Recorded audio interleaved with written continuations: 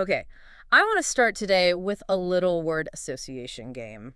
It's the easiest pop quiz you will ever take, I promise. I'm always up for an easy quiz. Yeah. Lay it on me. If I say the Gospels, what names immediately hit your brain?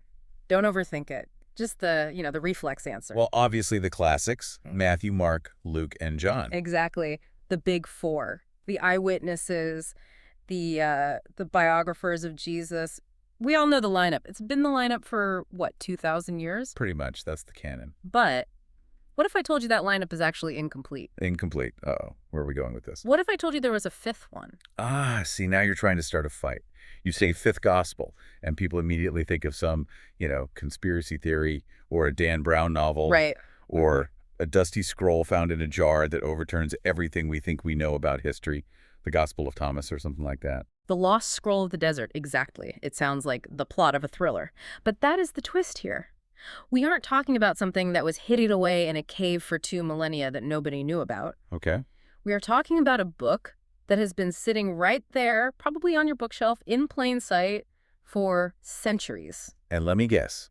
It's a book that was written hundreds of years before the other four. You got it. We are talking about the book of Isaiah. It is a provocative start, I'll give you that. But you're right. Calling the book of Isaiah the fifth gospel isn't actually a modern clickbait tactic, which is surprising. It sounds like it should be. It does. Yeah. But it's not some new marketing spin. It is a concept that goes way, way back to the very roots of the faith. So today on the deep dive, we are tackling a source text with a title that is, honestly, a bit of a mouthful. I had to take a deep breath before reading it. I'm ready. It is called The Fifth Gospel, an exhaustive analysis of Isaiah's Christological significance and intertextual authority. That is a mouthful. It's a weighty title for a very weighty subject. Yeah. It's got that academic heft to it. Exhaustive analysis is the key phrase there. I was looking through this stack of research, and it feels heavy. It feels, academic. But our mission today is to take that academic weight and just break it down. We want to understand why this specific book, Isaiah, is being called a gospel. Precisely.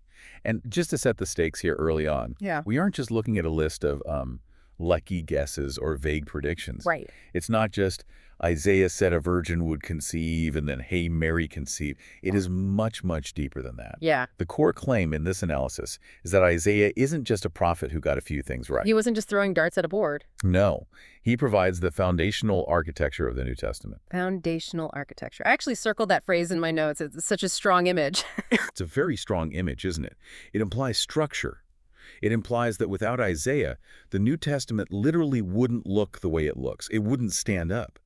The source text goes even further and suggests that Isaiah functions as a Bible within a Bible. Which is a mind-bending concept. I have to admit, as I was reading this material, the idea of time travel kept popping into my head. Mm-hmm.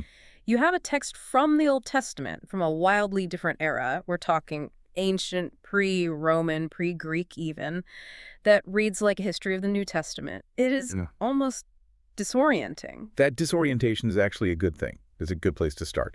That's where the awe comes from, because we aren't just looking at a prophet gazing into a crystal ball and describing, cloudy shapes. Seeing silhouettes. Right. As the source puts it, we're looking at the womb from which the Christian faith emerged. That is a massive claim, the womb of the faith. It implies that the Gospels share DNA with this ancient text. But before we get into the biology of it or the architecture, I want to know where this idea even comes from. Who was the first person to look at this ancient Hebrew scroll and say, hey, wait a minute, this is basically a gospel? To answer that, we have to go back, way back. We need to talk about St. Jerome. St. Jerome, okay. Yeah. I know the name, of course, he's a big deal in art history, usually depicted with a skull or a lion. Yeah, usually both. But set the scene for us. Who is this guy, and when are we talking?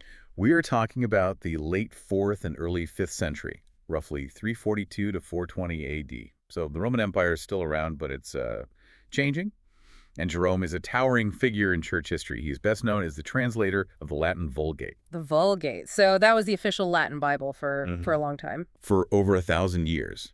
It was essentially the standard Bible for the entire Western Church. So this isn't just a casual reader. This is a guy who lived and breathed the text.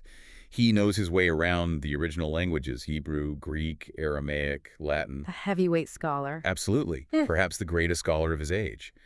But the setting mentioned in our source is really crucial for understanding his perspective here.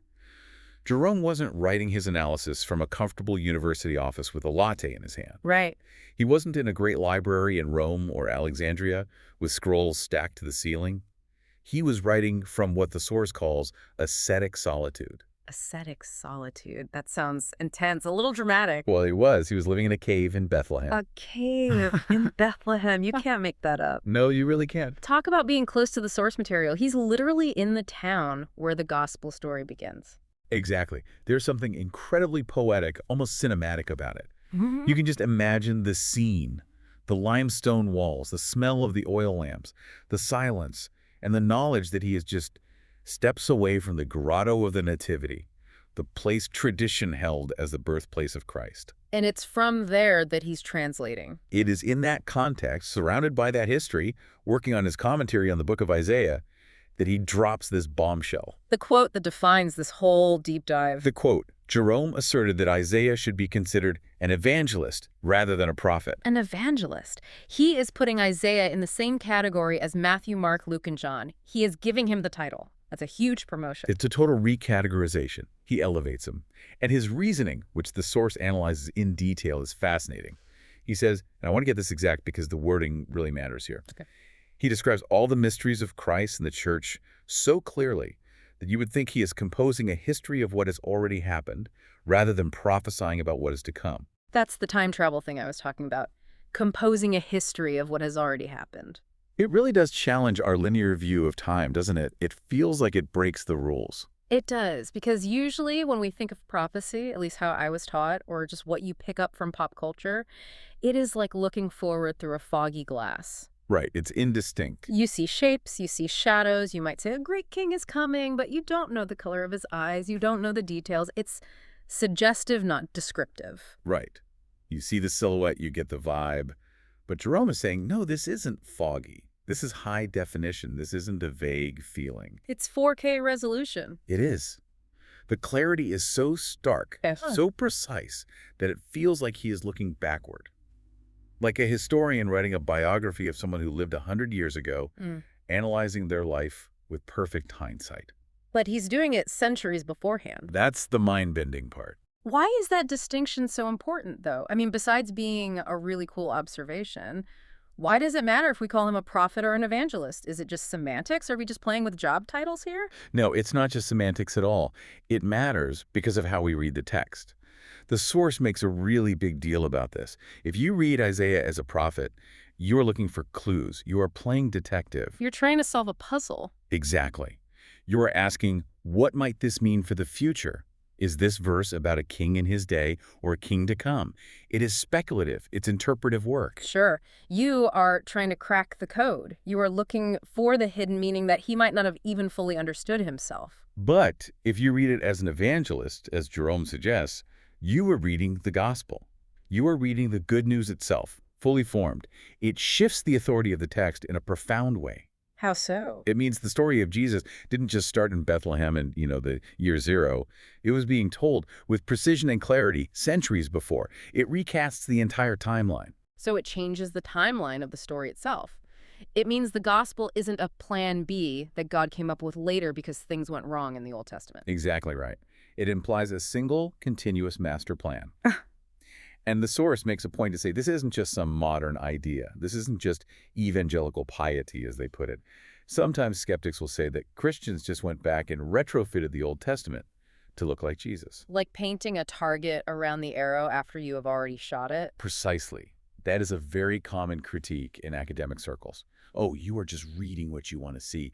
You are projecting Jesus onto this ancient text that was about something totally different. A kind of confirmation bias. Yes.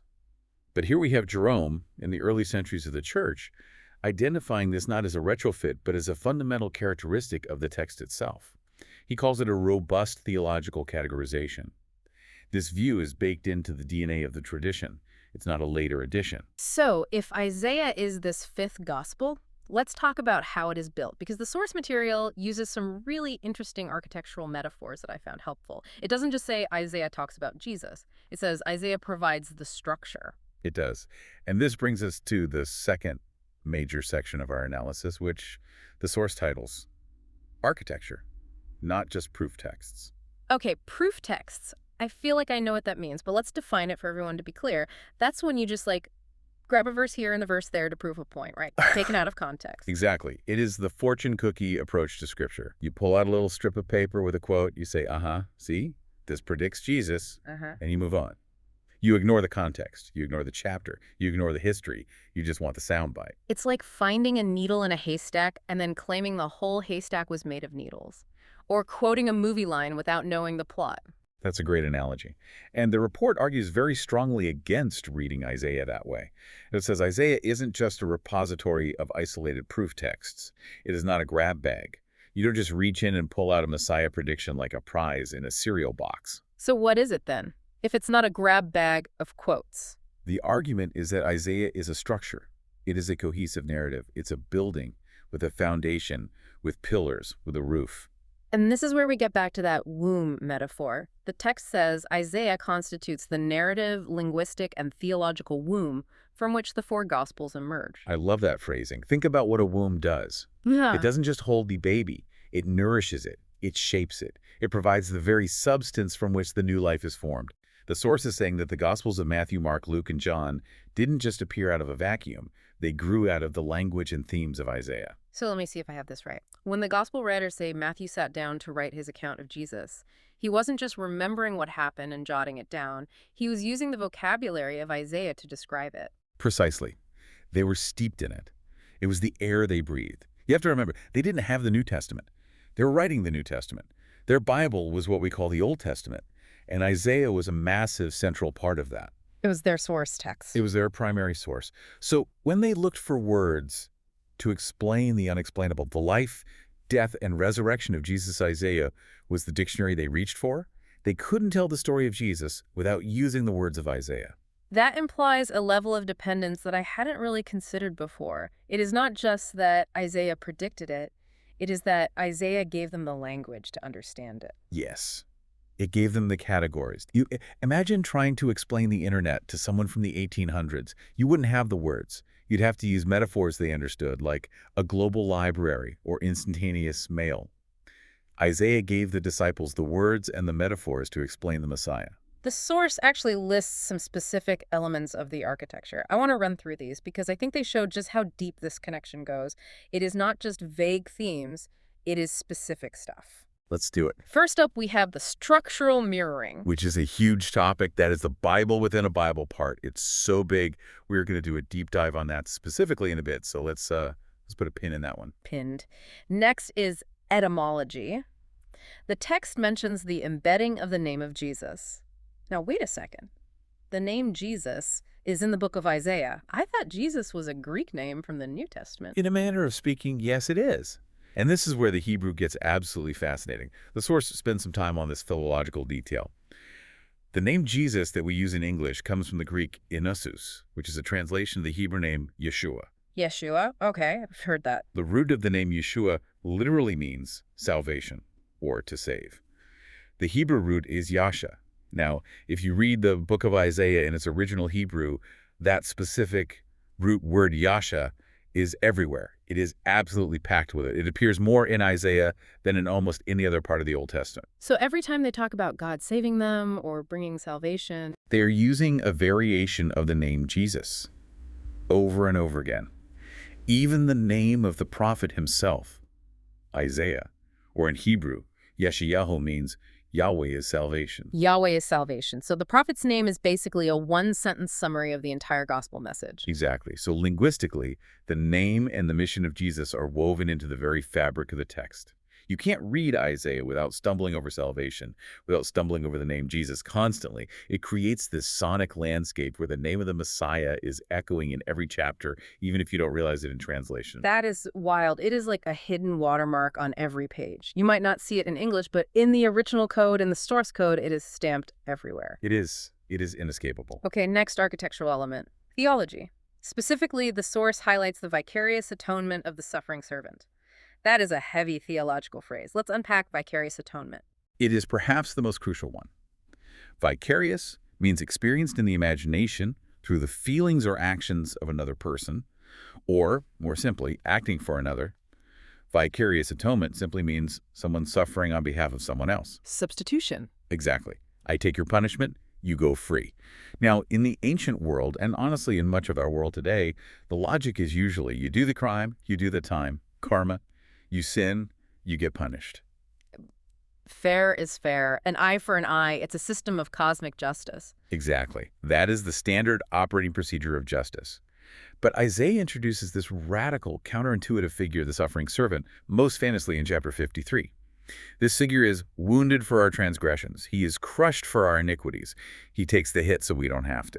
So this whole concept, which is basically the core of the Christian faith. The absolute core. The source is saying it doesn't originate in the New Testament. It comes straight from Isaiah. Yes. The theological framework for the cross was built 700 years before the crucifixion. So the idea of a Messiah who dies for the people, that wasn't an invention of the disciples trying to explain away Jesus' unexpected death. Because I've heard that theory many times, that Jesus died.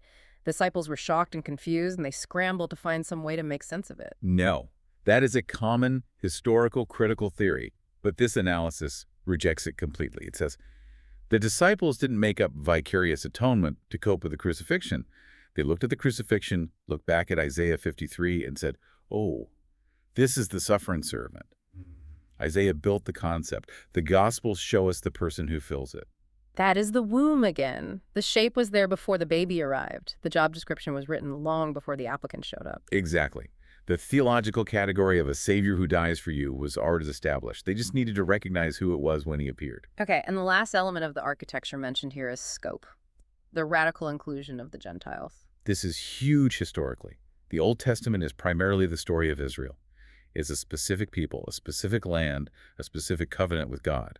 Right. It can feel like a very exclusive club. Yeah. If you aren't born into it, you are on the outside looking in. You're a Gentile, a foreigner. For the most part, yes.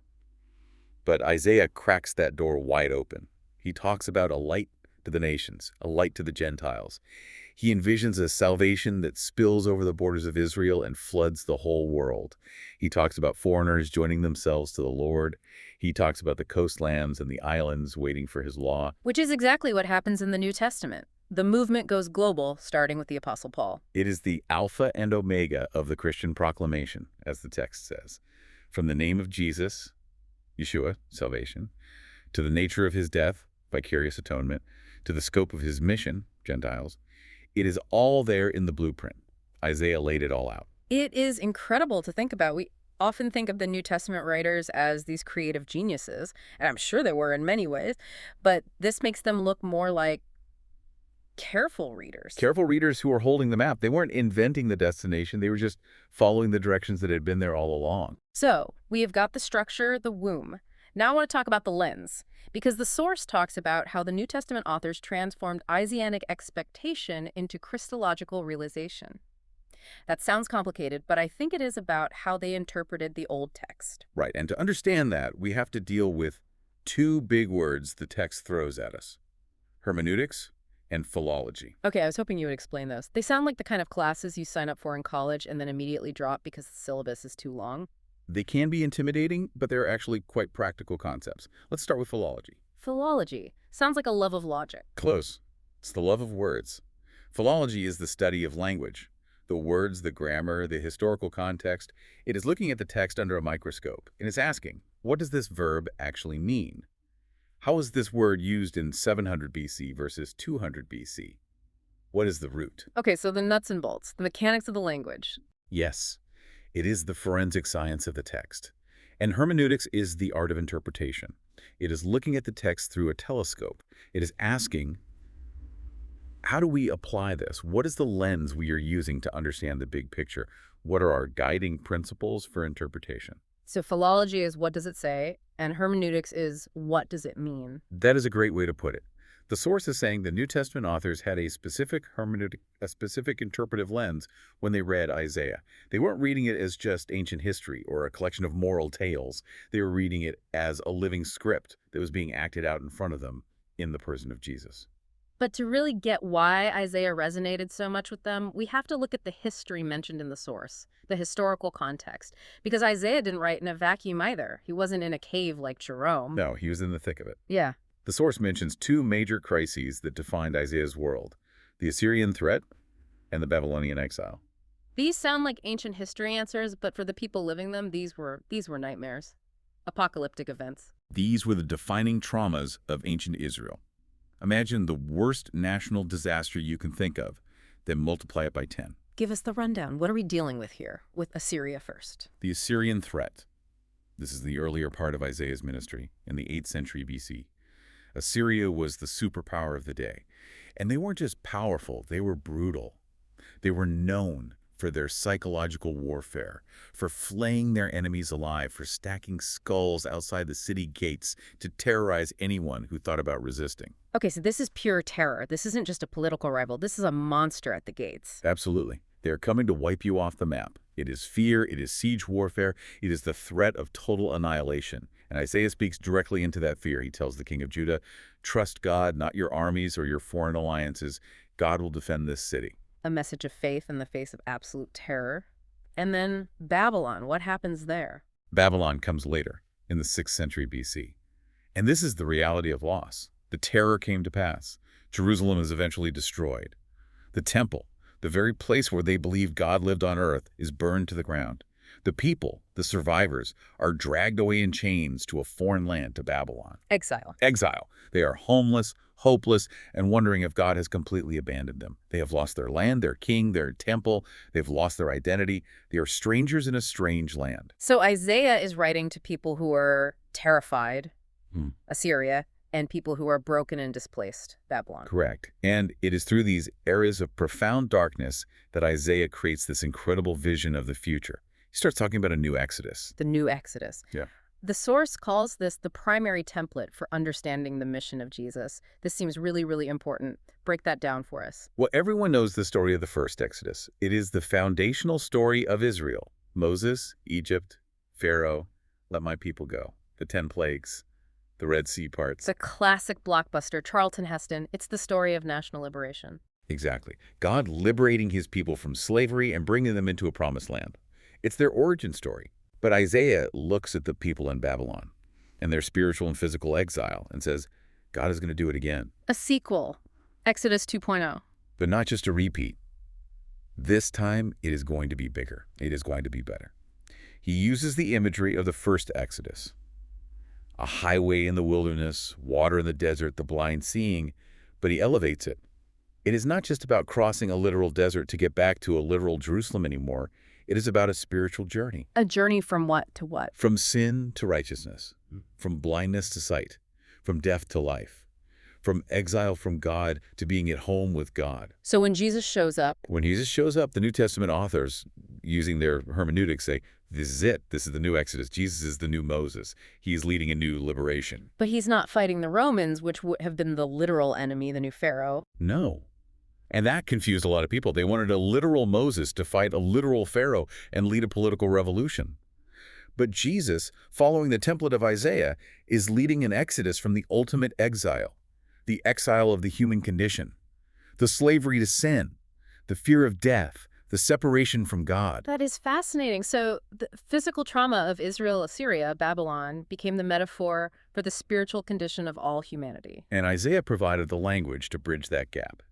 He took the physical history and turned it into spiritual theology. He created the vocabulary for the gospel. It is like, okay, imagine a movie franchise. The first movie is a historical drama about a real war. The reboot takes those same themes, loss, heroism, the journey home, but turns it into a cosmic battle for the soul of the universe. That is actually a surprisingly apt analogy. The stakes get raised. The scope expands from one nation to all nations, but the plot points, the need for rescue, the journey home, the defeat of the tyrant, remain the same. I love that. The new Exodus, it really connects the dots. It explains why the Gospels use so much road language. Prepare the way of the Lord, make straight paths. Exactly. That is a direct quote from Isaiah, chapter 40, talking about the return from Babylon. John the Baptist picks it up and uses it to announce Jesus.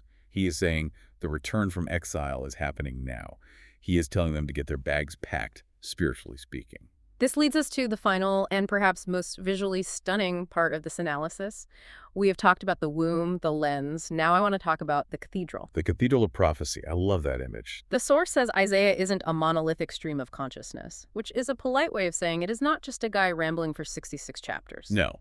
It is not a rant. It is not a stream of tweets. It is a complex cathedral constructed over centuries with different wings and chapels built in different eras. I love the visual of a cathedral. You walk in and it feels grand, unified. But when you look closer, you see that this part was built in the 12th century, and that stained glass window is from the 14th. And cathedrals take generations to build. You have different styles, different eras of construction, but one unified purpose. You have the nave, the transept, the altar.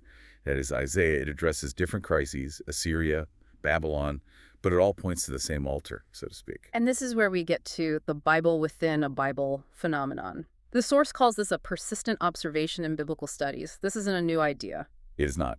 And for anyone who loves patterns or math or structural design, this is where it gets really, really interesting. Lay it out for us. What is this phenomenon? The observation is that there is a structural parallel between the book of Isaiah and the Protestant biblical canon. The Protestant canon. That is the Bible most people are familiar with today. 66 books in total. Correct. You have 39 books in the Old Testament and you have 27 books in the New Testament. Okay. 39 and 27. Got it. The book of Isaiah has exactly 66 chapters. Okay, that is a neat coincidence, a bit of biblical trivia. It starts there, but it goes much deeper. The book of Isaiah is universally recognized by scholars, even the most skeptical ones, as having two main distinct parts. There is a clear break in theme, style, and historical setting. Where is the break? It's right after chapter 39.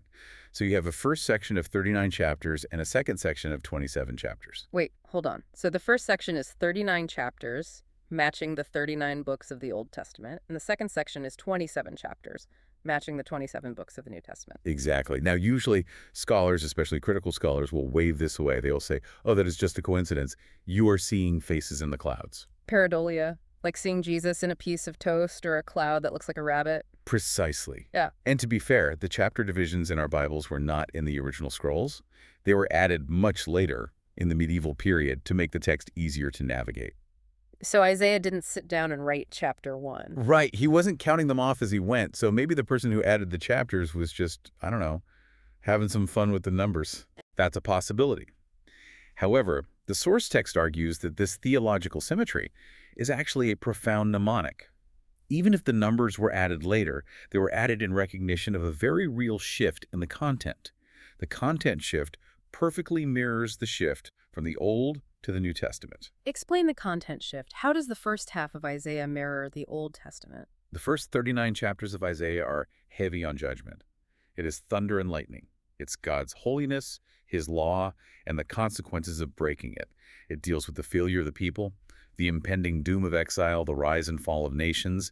It is about a kingdom that fails. Which sounds a lot like the major themes of the Old Testament generally. It's a long history of struggle and failure under the law, with moments of grace, but a lot of judgment. Exactly. It mirrors the Old Testament emphasis on law and history and judgment.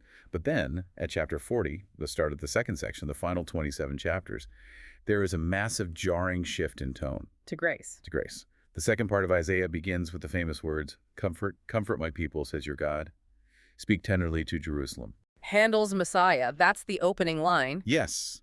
The tone changes completely from condemnation to consolation. It focuses on the coming servant, on redemption, on the new heavens and the new earth.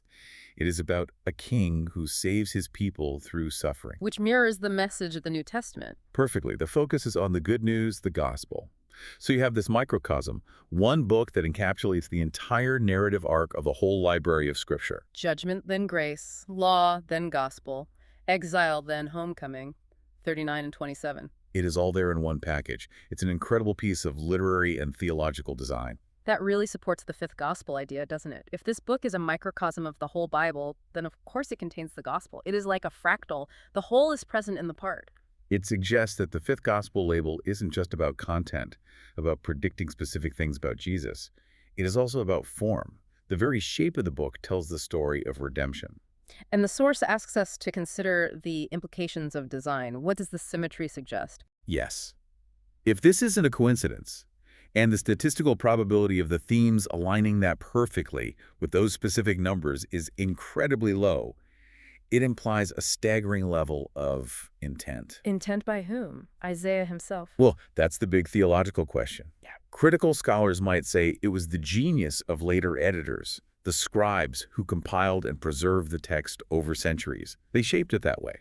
But the source text we're looking at leans into a theological conclusion, Which is, that it points toward divine inspiration, that God, the author of history, orchestrated the composition and preservation of both the book of Isaiah and the biblical canon itself to mirror each other, to create this beautiful self-referential key. either way, whether you see it as human genius or divine design, the result is the same. The result is the same. We are left with a text that is perfectly designed to prepare the reader for the coming of Christ. It's like the trailer that contains the entire plot of the movie, but you don't realize it until you've actually watched the film. Or the overture to a great symphony.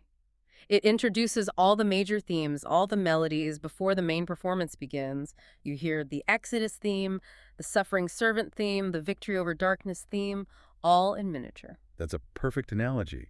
And when the conductor finally walks on stage, in this case, Jesus, you already know the music. You recognize the tune. The alpha and omega of the Christian proclamation. That phrase from the source makes so much more sense now. Indeed, it's the beginning of the story and the end, all in one book. So what does this all mean for us, for the person listening who maybe hasn't opened the book of Isaiah in a long time or ever? Maybe they find the Old Testament intimidating or, just kind of boring and irrelevant. I think it invites us to read with fresh eyes. It Yeah. invites us to stop treating the Old Testament as just a preamble or a dry history lesson. Right. It is not just the boring stuff you have to skip to get to Jesus. No. According to this analysis, it is the story of Jesus, just told in a different key. It invites us to see the unity of the Bible. It is not two different books from two different gods glued together. It is not God was angry then and he is nice now. It is one continuous, unfolding thought from start to finish. And it creates a sense of depth. I mean, thinking about the new Exodus, thinking about how Jesus is answering the ancient trauma of the exile, that adds so much weight to the Gospels. When Jesus heals someone, he is not just fixing a physical leg, he is ending a spiritual exile. He's bringing someone home. It grounds the spiritual in the historical. It reminds us that faith isn't about escaping reality. It is about redeeming it. Just as Isaiah spoke to people living in the rubble of a destroyed Jerusalem, the fifth gospel speaks to us in whatever rubble we might find ourselves in today. Wow. Okay, let's recap this journey because we have covered some serious ground today. This was truly a deep dive. We certainly have. It's a lot to take in. We started in a limestone cave in Bethlehem with St. Jerome. Who gave us the permission, the mandate, really, to view Isaiah not just as a prophet seeing shapes in the fog, but as an evangelist, a historian writing about the future with the clarity of the past. Then we looked at the architecture, the womb. We saw how the very language of the Gospels, the name of Jesus hidden in the Hebrew Yeshua, the shocking concept of the suffering servant, the radical inclusion of the Gentiles, was all gestated in the text of Isaiah. We move through the lens of the New Testament, understanding how the new Exodus became the template for Jesus' mission. We saw how the authors transformed ancient historical trauma into a vision of universal salvation. And finally, we stood in the cathedral. We saw the breathtaking structure of the book itself, the Bible within a Bible, mirroring the movement from judgment to grace, from the 39 books of the Old Testament to the 27 of the New. It's a profound realization when it clicks. To read Isaiah is to read the blueprint of Christianity. It's not just a prologue. It's the whole story in miniature. The fifth gospel, it really does earn the title. It does. It stands shoulder to shoulder with Matthew, Mark, Luke, and John as a foundational witness to Christ. Here's the big takeaway for me, I think. We often think of the Bible as a collection of separate books written by different people over thousands of years, which, on a technical level, it is. But this analysis of Isaiah suggests something much deeper. It suggests a unity that almost defies rational explanation. A unity that suggests a single author, perhaps, behind all the human authors. Exactly. It's not a patchwork quilt. It is a single, perfectly woven tapestry. Beautifully put. So I want to leave you with a provocative thought to chew on. We talked a lot about the new Exodus. We talked about how Isaiah provided the template for Jesus' mission based on the historical trauma of Assyria and Babylon. Right, the context of suffering, of displacement, of exile. So here is the question. If the story of Jesus was framed and understood through the lens of ancient national trauma, of losing a home, of being a refugee, of being in exile, how does that change the way we read the Gospels today? That is a powerful question. We live in a pretty comfortable society, many of us, generally speaking. Are we missing the depth of the story because we are too comfortable? If we ignore the womb of suffering and exile that the story came from, do we dilute the power of the rescue? Do we turn the good news into just nice advice? It suggests that if we don't understand the exile, we can't fully appreciate the return home. You have to feel the ache of the distance to truly love the bridge that crosses it. Something to think about. Read the fifth gospel. See what history it tells you about your future. Indeed. That's it for this deep dive. Thanks for listening. Until next time.